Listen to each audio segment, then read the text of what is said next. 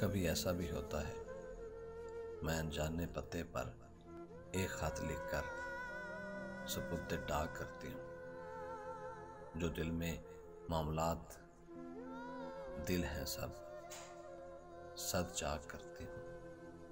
मैं लिख देती हूँ उनके नाम भी जिनसे शिकायत है, बता देती हूँ किस किस से मुझे कितनी मोहब्बत है।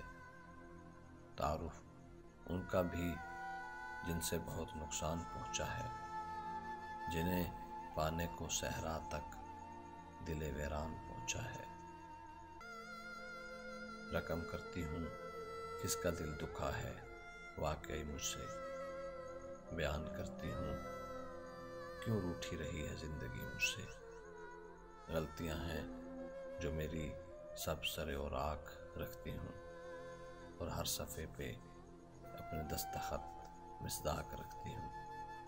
मगर ऐसा भी होता है, कोई दस्तक सी होती है, न जाने दरमियाने शब यहाँ पर कौन आता है, मेरी दहलीज पर आकर मेरा खत डाल जाता है।